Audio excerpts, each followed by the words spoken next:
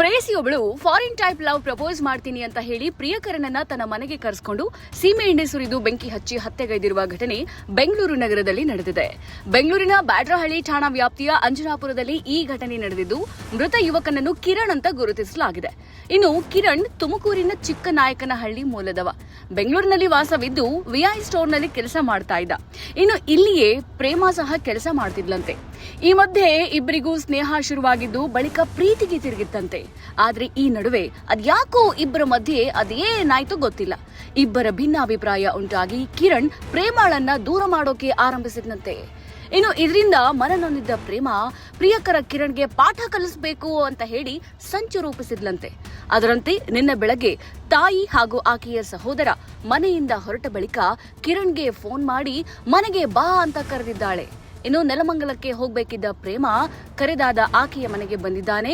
ಮನೆಯಲ್ಲಿ ಕಿರಣ್ನನ್ನ ಆತ್ಮೀಯವಾಗಿ ಬರಮಾಡಿಕೊಂಡ ಪ್ರೇಮ ಫಾರಿನ್ ಸ್ಟೈಲ್ನಲ್ಲಿ ಪ್ರೇಮ ನಿವೇದನೆ ಮಾಡ್ತೀನಿ ಅಂತ ಆತನ ಕಣ್ಣಿಗೆ ಬಟ್ಟೆ ಕಟ್ಟಿ ಕೈ ಕಾಲುಗಳಿಗೆ ಹಗ್ಗ ಕಟ್ಟಿ ಬಿಗಿದಿದ್ದಾಳೆ.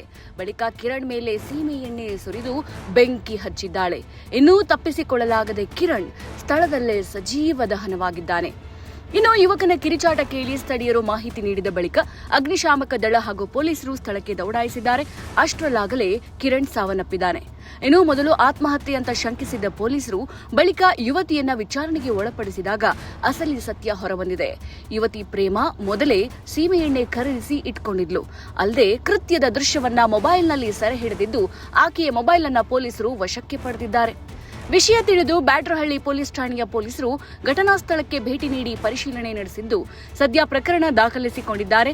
ಇನ್ನು ಪ್ರೇಮಾಳನ್ನ ವಶಕ್ಕೆ ಪಡೆದು ವಿಚಾರಣೆ ನಡೆಸ್ತಾ ಇದ್ದು, ಇದರಲ್ಲಿ ಯಾರಾದರೂ ಭಾಗಿಯಾಗಿದ್ದಾರಾ ಎಂಬುದರ ಕುರಿತು ಪರಿಶೀಲನೆಯನ್ನು ನಡೆಸಿದ್ದಾರೆ.